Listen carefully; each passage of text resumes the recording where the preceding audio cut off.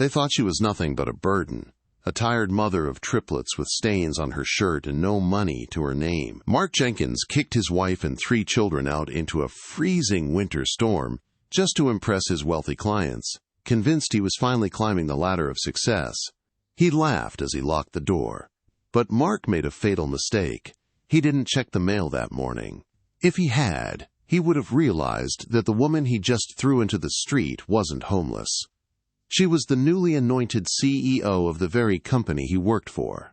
This is the story of a $450 million secret, the ultimate betrayal, and the most satisfying revenge you will ever hear. The crystal chandelier in the Jenkins family dining room shimmered, casting a fractured light over the untouched roast duck. It was supposed to be a celebration, Mark's 35th birthday, and the night he planned to secure a partnership with the elusive CEO of Vanguard Dynamics, Mr. Ethan Blackwood. Gina Jenkins stood in the doorway of the kitchen, her hands trembling. She wore a faded gray dress that had seen better days, a stark contrast to the designer gowns worn by her mother-in-law Linda and Mark's sister Jessica. "Gina, for God's sake, keep those children quiet," Mark hissed, adjusting his silk tie in the hallway mirror. "Mr. Blackwood's representative is arriving in 20 minutes. If I hear one scream from those triplets, you'll wish you were never born." "They're teething, Mark," Gina whispered, exhaustion bruising the skin under her eyes. "Lily has a fever. I asked if you could hold her for just 5 minutes while I mix the medicine, but—" "I am not a babysitter." Mark spun around, his face contorted with disgust. "I am the vice president of sales. I provide this roof over your head. I pay for the food you eat. Your only job is to be invisible." Linda, Mark's mother, glided over, sipping champagne. "Honestly, Mark, I told you marrying a waitress was a mistake. Look at her. She smells like sour milk and desperation. It's embarrassing to have her here when the Blackwood team arrives."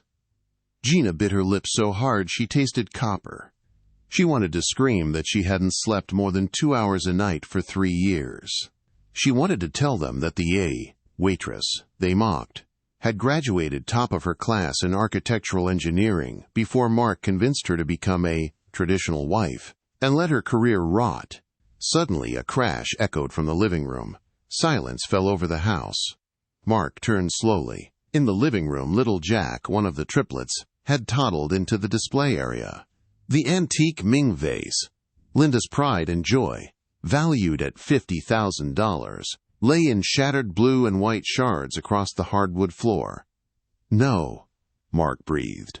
Linda let out a shriek that pierced the air. "My vase! You little brat!" She lunged toward the toddler, but Gina was faster, throwing herself between the angry grandmother and her son. "It was an accident! He's just a baby!" "Accident?" Mark roared, his face turning a terrifying shade of red. He grabbed Gina by the arm, his fingers digging into her flesh. "That vase cost more than your entire life is worth, Gina. I am done. Do you hear me? I am done with the noise, the mess, and you."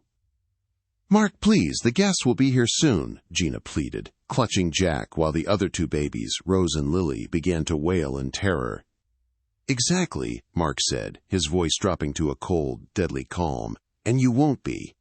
He dragged her toward the front door. "Mark, it's raining. It's 30 degrees out there," Gina cried, trying to grab coats for the children, but he slapped her hand away. "Get out," Mark commanded, opening the heavy oak door. The wind howled, blowing sleet into the warm foyer. "Where am I supposed to go?" she sobbed, holding all 3 terrified toddlers as best she could. "I have no money, Mark. You control the accounts." "Figure it out," Linda sneered from behind him, kicking a diaper bag out onto the wet porch. "Go back to the gutter where we found you." Mark looked at his wife, the woman who had supported him when he was a nobody, the woman who bore his children, and felt nothing but contempt. "You're fired, Gina. As a wife and as a mother to this family, don't come back." He slammed the door. The sound echoed like a gunshot. Then came the click of the deadbolt. Gina stood in the freezing rain, her body shielding the triplets. The windows of the mansion glowed with warmth. Inside, she could see the servants rushing to clean the floor, erasing any trace that she had ever existed. She had nothing. No car keys. No wallet. just a diaper bag and the shivering bodies of her children. Gina walked for 2 miles. The sleet had turned to a heavy, biting snow. She found shelter at a 24-hour gas station, the attendant looking at her with a mix of pity and suspicion. With the few crumbled dollar bills she found in the side pocket of the diaper bag, she bought a warm carton of milk for the kids and convinced the attendant to let them sit in the back corner near the heater. She felt numb. The betrayal was so absolute, it hadn't fully registered yet. Her mind was in survival mode. I need a lawyer, she thought. I need a miracle. Her phone, which Mark had cracked months ago during an argument, buzzed in her pocket. 3% battery remaining. She pulled it out, intending to call a women's shelter. But a notification was flashing on the screen. It was an email alert from a secure server she hadn't accessed in 6 months. Subject: urgent. Project: Ether. Contract ratification. Gina's breath hitched. Her hands shook so hard she nearly dropped the phone. 2 years ago, during the late nights when the triplets finally slept and Mark was out, working late, which usually meant drinking with clients or worse, Gina hadn't just watched TV.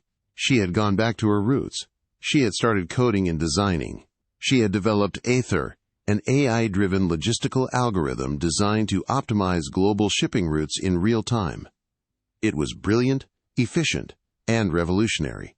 She had submitted the patent and a proposal to a blind tech incubator under her maiden name, Gina Collins, just to see if she still had it. She clicked the email. Dear Miss Collins, we have been trying to reach you for 3 weeks. Your silence was concerning, but the board has voted unanimously. The beta test of Ether has saved our logistics division $2 billion in projected waste.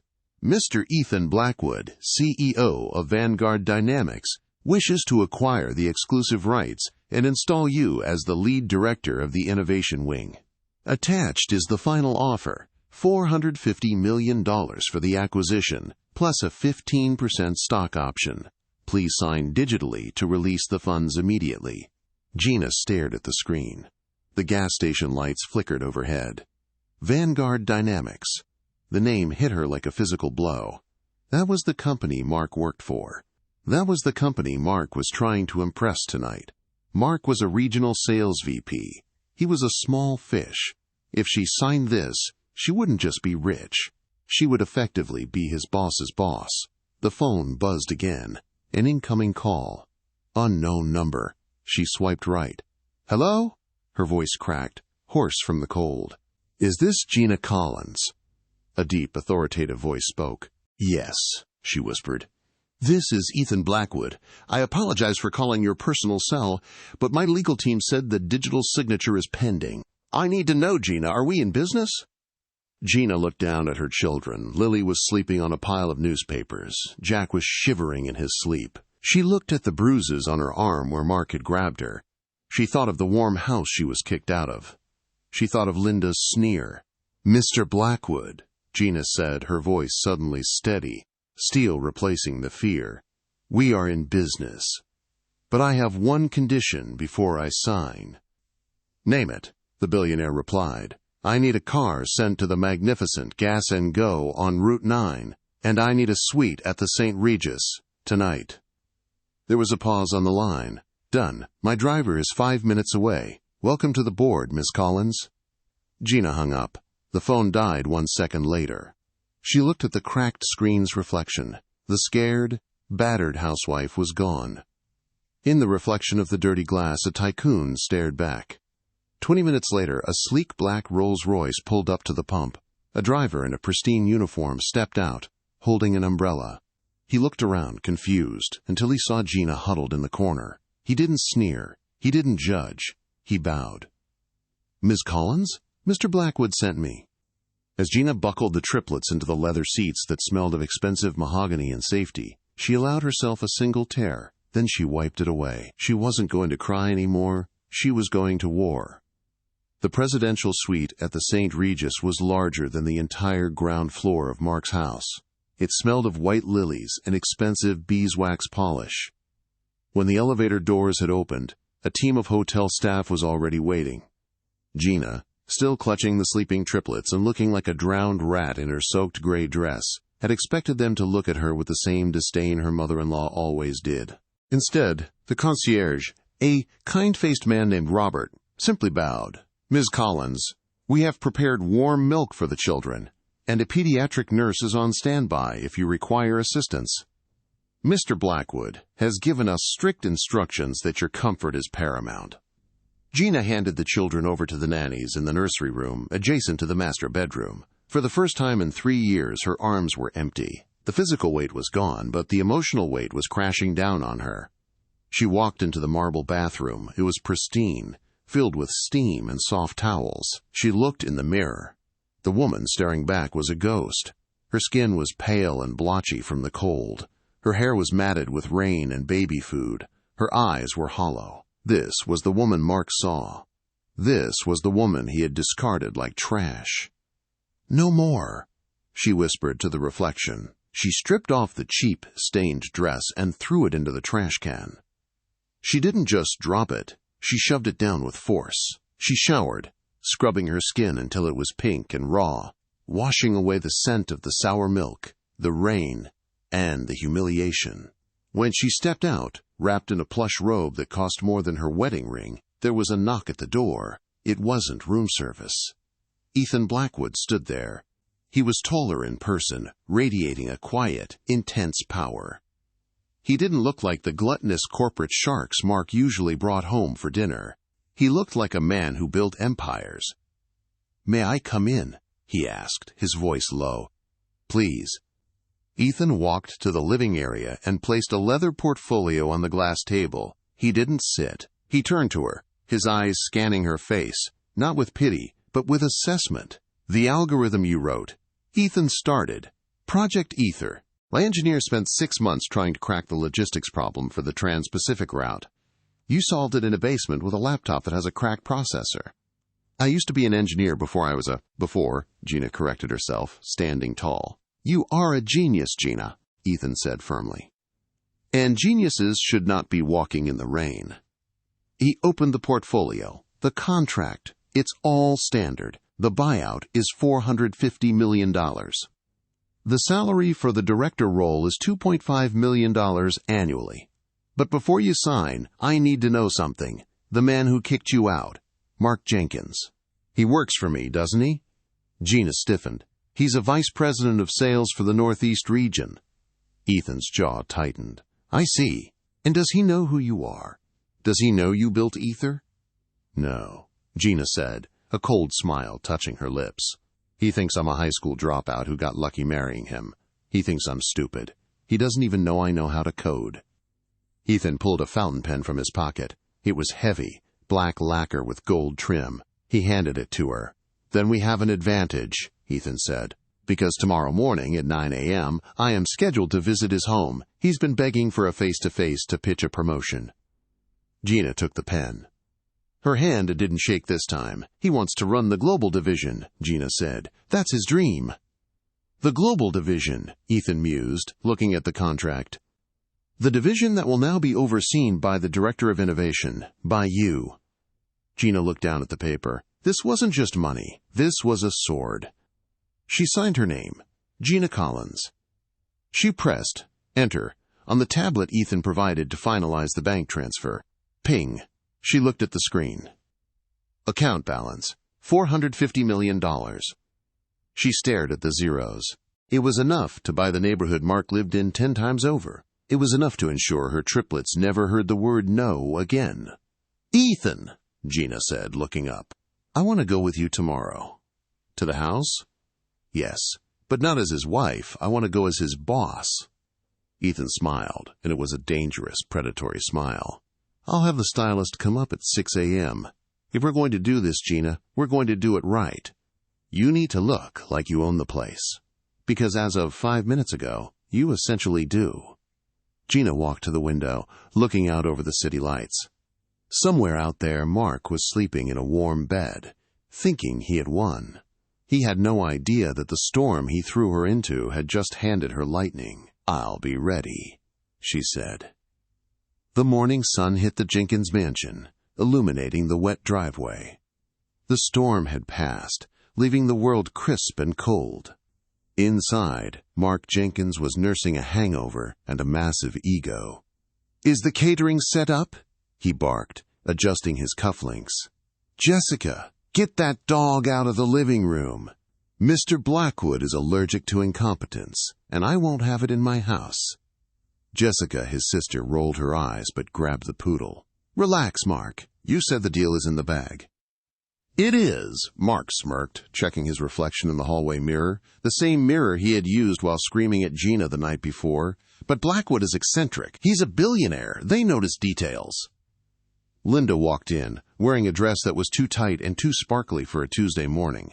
"The house feels so much more peaceful without those screaming brats, doesn't it?" Mark laughed. "I slept like a baby. Honestly, I should have kicked her out years ago. She was dead weight, Mom. Just a drain on my finances. Now with this promotion, I'll be making triple. I can find a wife who actually matches my status, someone with class, maybe a model." "Where do you think she went?" Jessica asked, looking out the window. "It was pretty cold last night." "Who cares?" Mark waved a hand dismissively. "She probably crawled back to her trashy sister's trailer park. Or a shelter. As long as she doesn't show up here begging for money while Blackwood is here, I don't care if she froze." He checked his watch. 8:55 a.m. "They're here," Mark said, his heart rate spiking. A convoy of 3 black SUVs rolled up the driveway. They were sleek, tinted, and menacing. Mark rushed to the front door, putting on his best, executive smile. He opened the door just as the cars came to a halt. Security guards hopped out of the first and last vehicles. Then, the middle car's door opened. Ethan Blackwood stepped out. He wore a charcoal suit that cost more than Mark's car. He looked around the property with a critical eye. Mark hurried down the steps, hand extended. "Mr. Blackwood, what an honor. Welcome to my humble home." Ethan didn't shake his hand. He just stared at him. "Jenkins." Mark's hand dropped, awkward. "Please, come in. My mother and sister have prepared refreshments. I have the presentation ready for the global sales expansion." "We aren't doing the presentation yet," Ethan said, his voice flat. "I brought a colleague, the new head of the division you're applying for. I don't make hiring decisions without her approval." Mark blinked. "Her? Oh, I didn't realize. I thought the position reported directly to you." "I created a new tier of leadership," Ethan said, turning back to the car. "She's extremely particular, very hard to please. If you can convince her, the job is yours."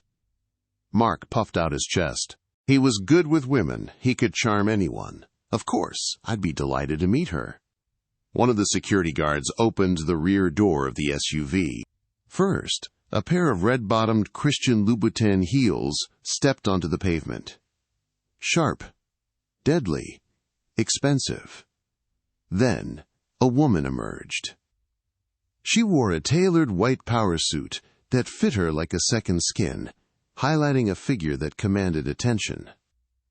Her hair, which Mark was used to seeing in a messy bun, was blown out in sleek chestnut waves that cascaded down her shoulders. She wore oversized designer sunglasses. She stood next to Ethan, radiating an aura of absolute untouchability. Mark frowned. There was something familiar about the chin, the set of the shoulders. But this woman screamed money. She screamed power. She looked like she belonged on the cover of Forbes. "Mark," Ethan said, gesturing to the woman, "meet your new boss, the Director of Innovation and Strategy." The woman reached up and slowly removed her sunglasses. Mark's smile froze. His brain short-circuited. The eyes staring back at him were cold, hard, and unmistakably familiar. But they weren't the eyes of the defeated wife he had shoved into the snow 12 hours ago. They were the eyes of an executioner. "Hello, Mark," Gina said. Her voice was smooth, devoid of the stuttering fear he was used to. "Gina?" Mark whispered, the blood draining from his face. "What? What are you doing?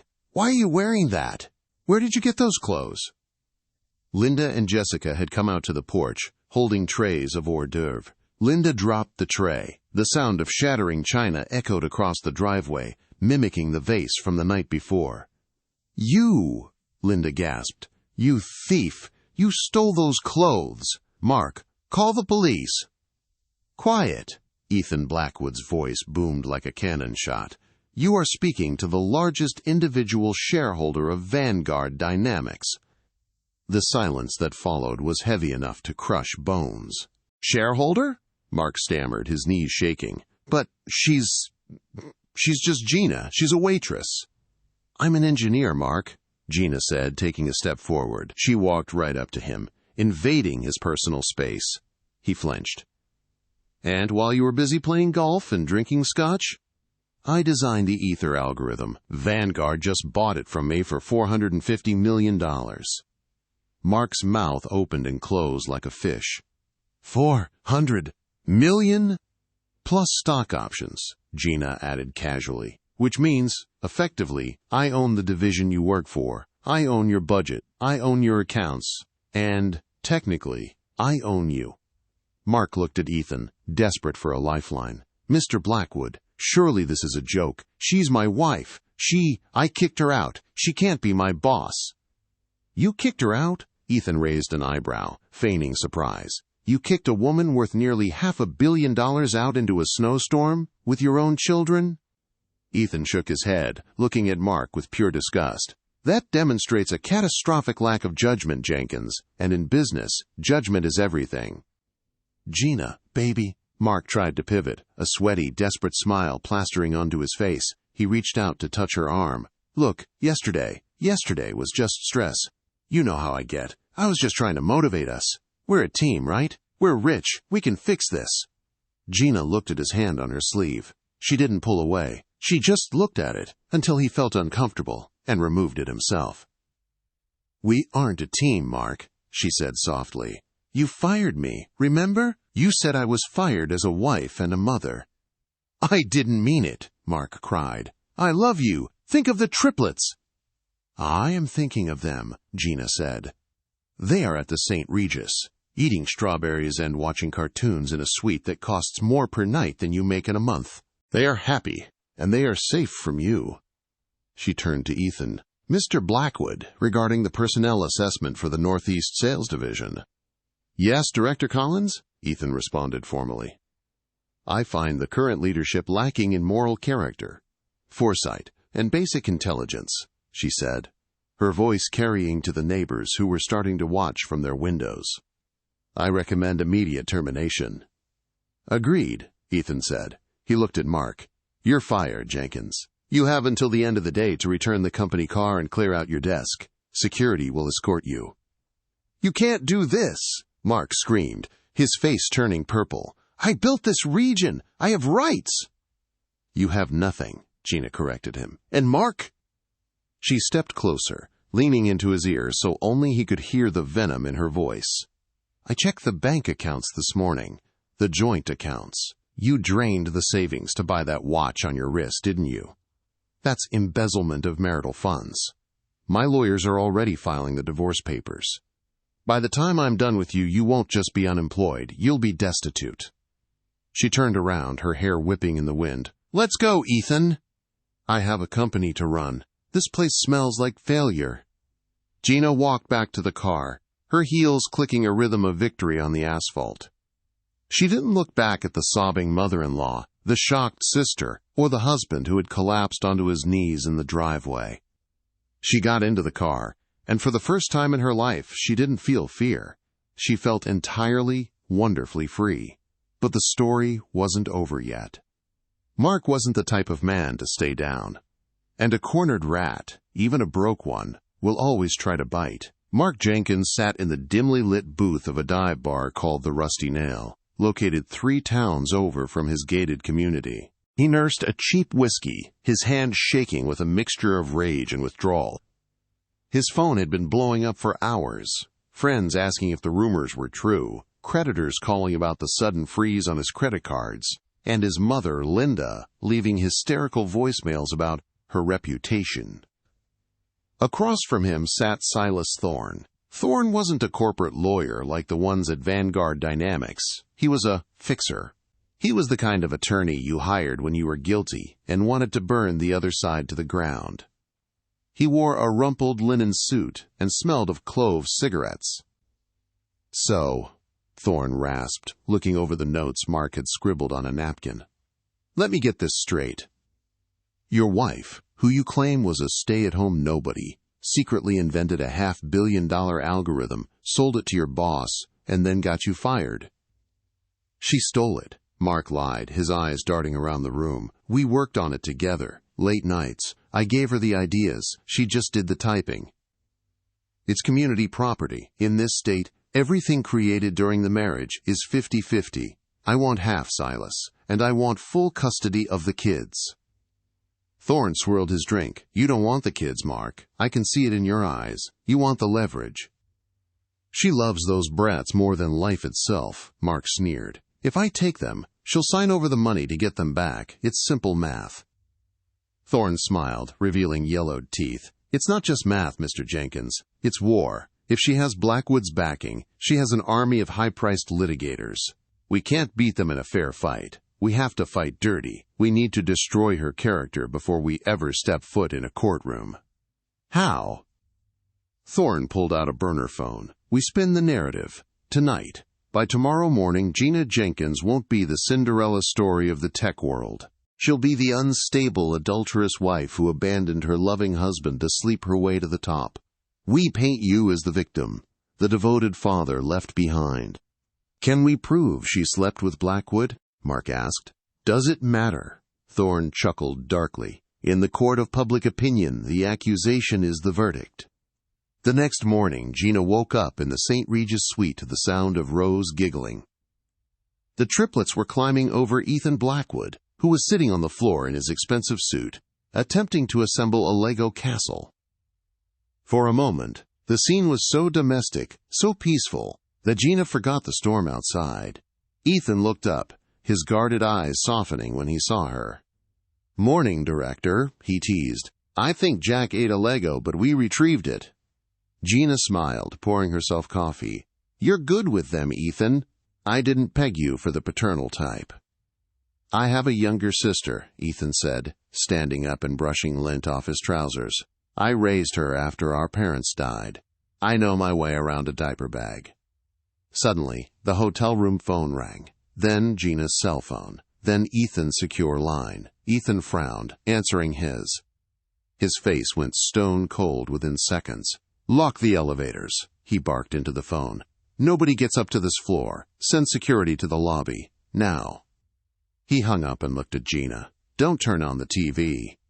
Why? Gina asked, her stomach dropping. Ethan, what's happening?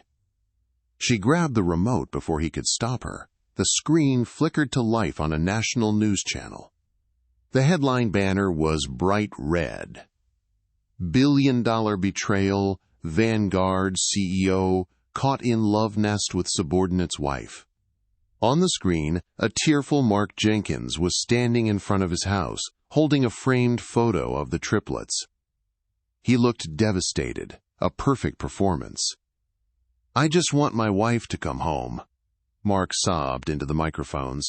She's been having a mental breakdown. She ran off with my boss, Mr. Blackwood, and took my children. I'm terrified for their safety. She's not stable. She has a history of episodes. The screen cut to Linda, who was dabbing her dry eyes with a handkerchief. Gina has always been troubled. Mark did everything for her.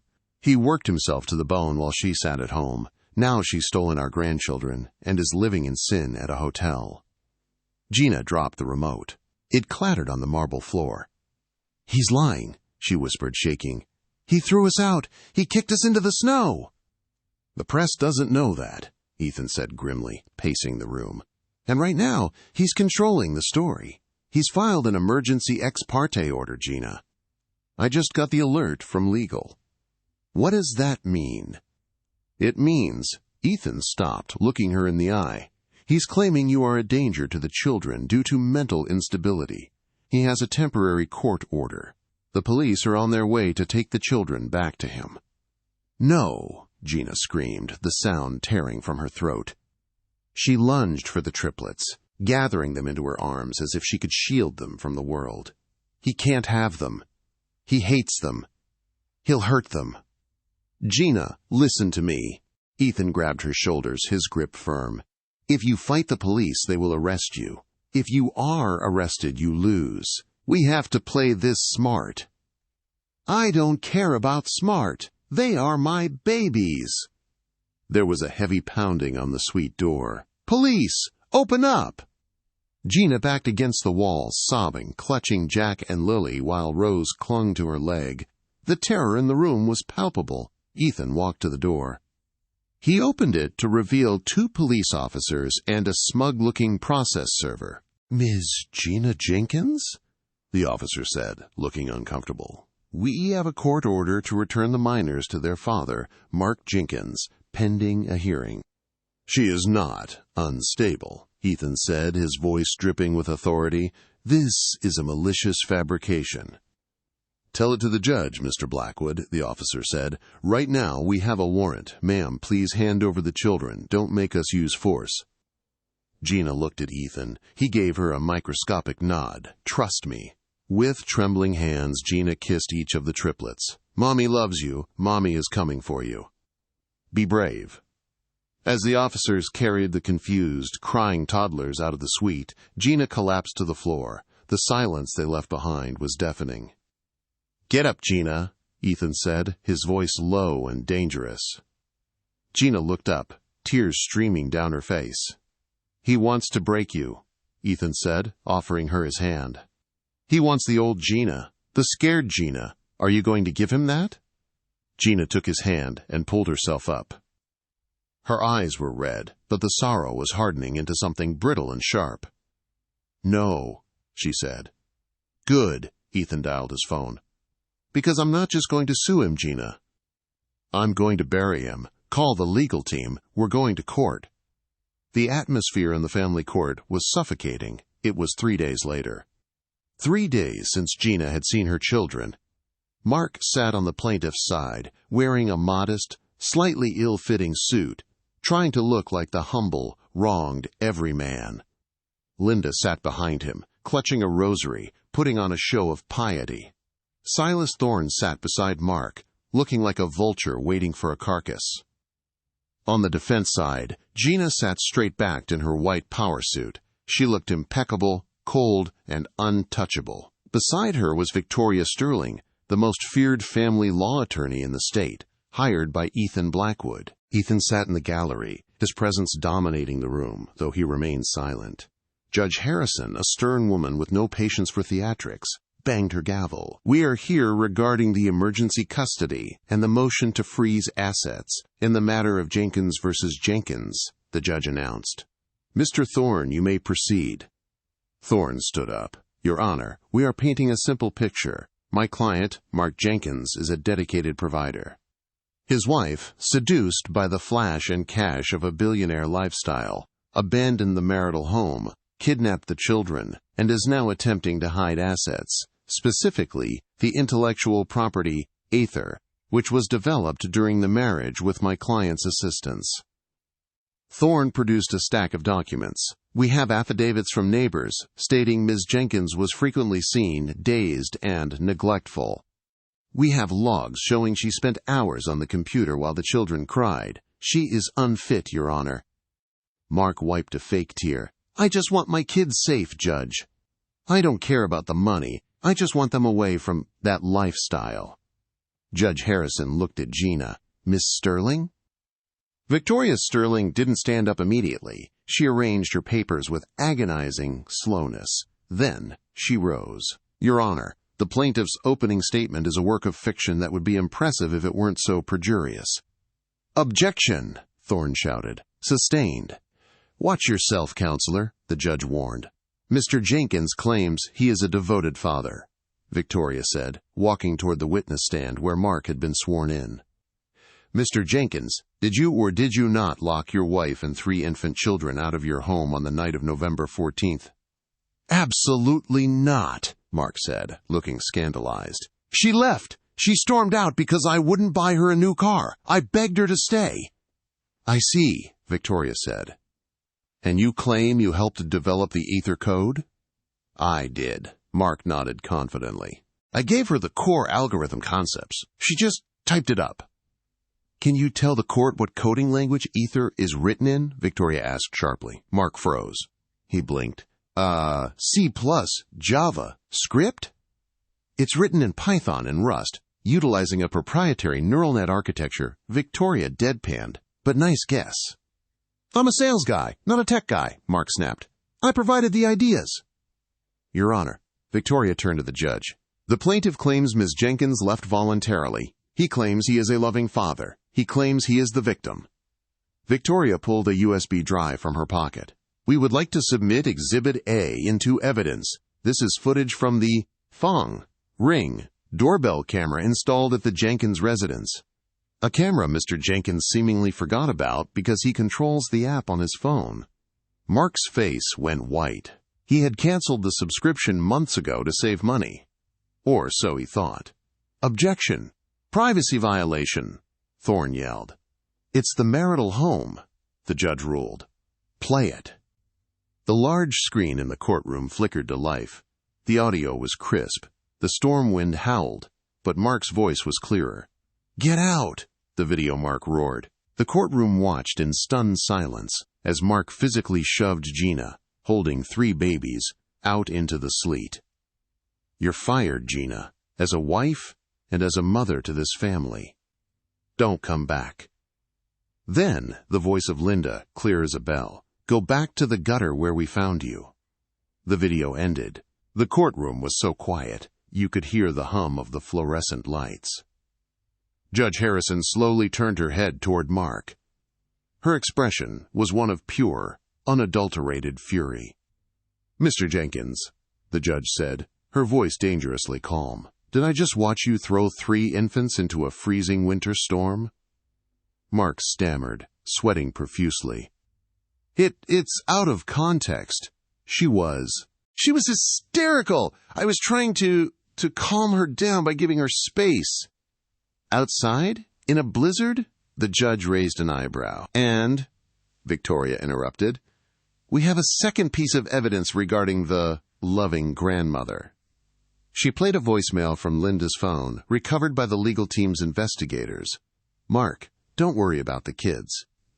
Once we get custody, we can dump them on the nanny. Just make sure you get that check from Blackwood. We need that money to pay off your gambling debts before the loan sharks break your legs.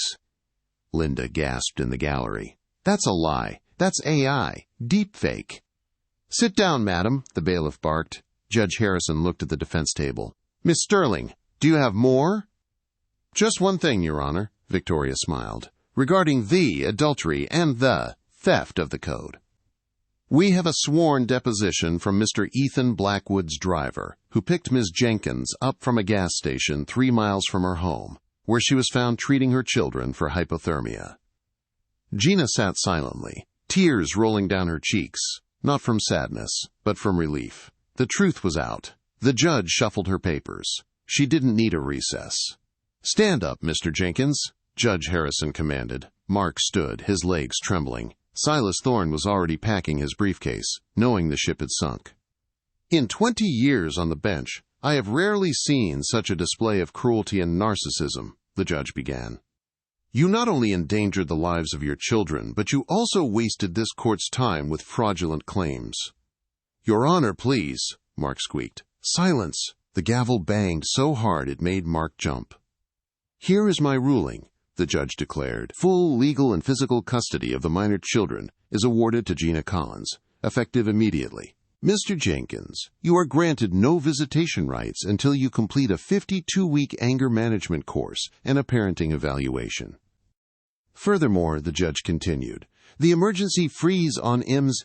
Collins' assets is lifted regarding your claim to the ether money denied. Based on the evidence of financial abuse and your attempt to defraud the court, I am ordering you to pay Ms. Collins legal fees in their entirety. I can't, Mark cried.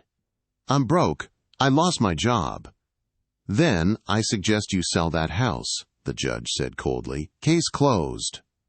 The bailiff moved toward Mark. Sir, I need you to surrender your passport. Flight risk. Gina stood up. She didn't look at Mark. She looked at Victoria. Can I get my kids now?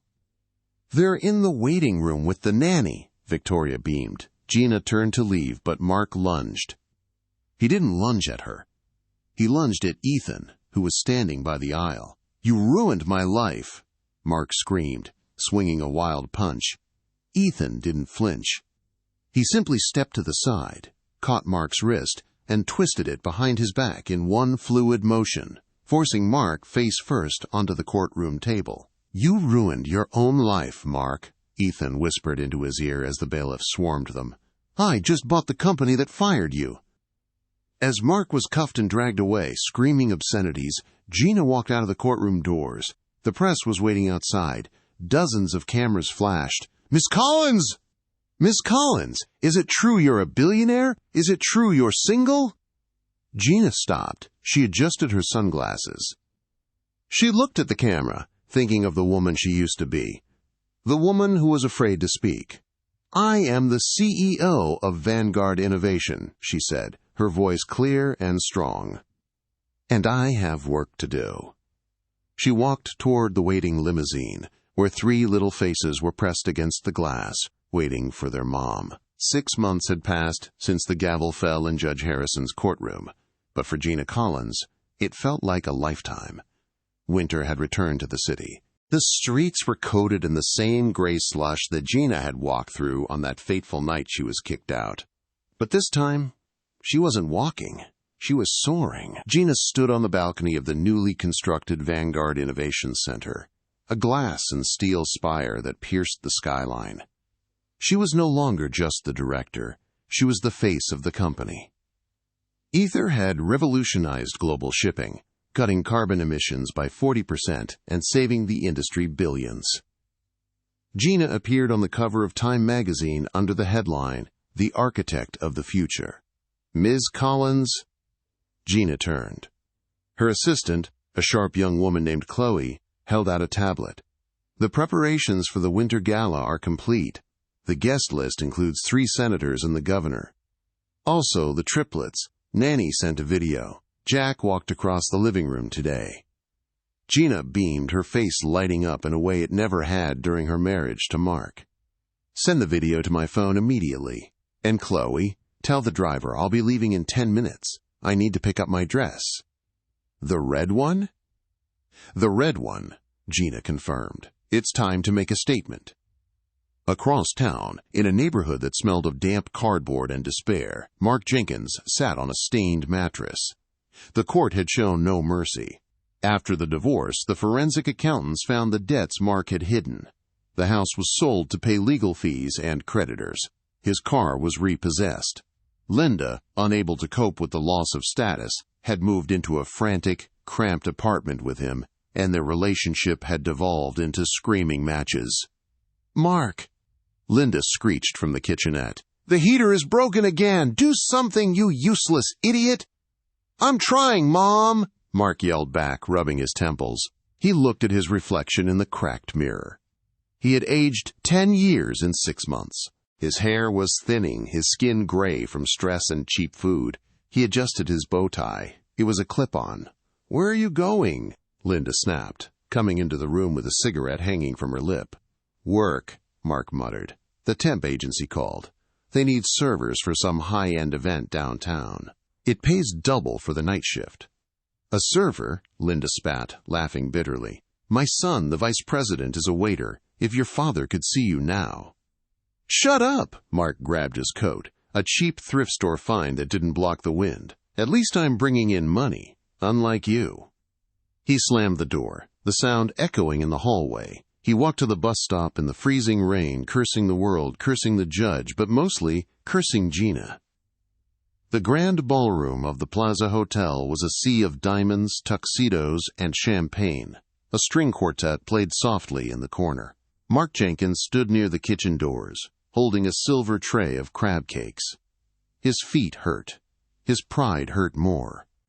He had spent the last hour dodging former colleagues, terrified they would recognize him. "You there, waiter!" A man snapped his fingers. Mark shuffled over, head down. "Yes, sir?" "Refill my glass." Mark poured the champagne, his hand shaking. As he lifted his head, he froze. The man was his old regional manager from Vanguard. The man didn't even recognize him. Mark was invisible to them now, just a servant. Then the room went silent. The double doors at the top of the grand staircase opened.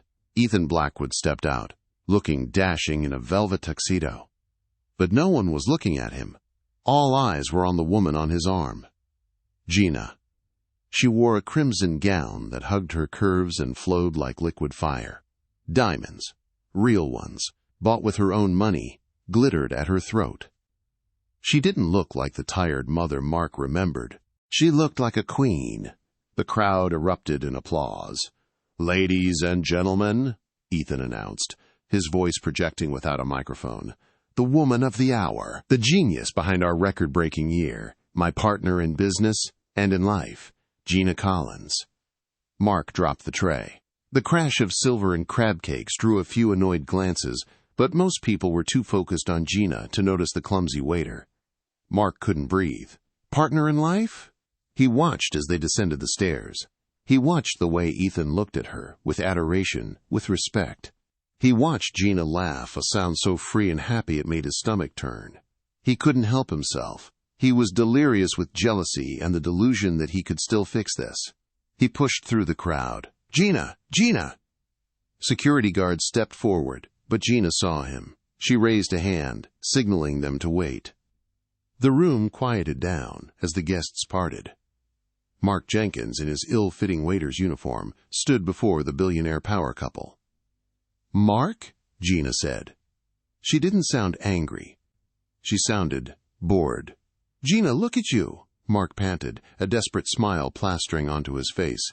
"You look incredible. I knew you had it in you." "Did you?" Gina asked, tilting her head. "I seem to recall you calling me dead weight and a waitress not too long ago." "I was stressed," Mark pleaded, ignoring the whispers of the crowd. "Gina, please, look at me. I'm suffering. I'm living in a rat hole. I'm your husband. I was. We have children." "I have children," Gina corrected him, her voice ice cold. "You have a restraining order." "Don't be like this," Mark begged, reaching out a hand. "I can change. Give me a job. Anything. Even a janitor at the new wing. For old time's sake. For the love we had." Gina looked at him. She looked at the man who had controlled her, belittled her, and thrown her away, and she realized she felt nothing. No hate, no love, just indifferent pity. She turned to Ethan. "Do we have any openings in sanitation?" Ethan checked his watch.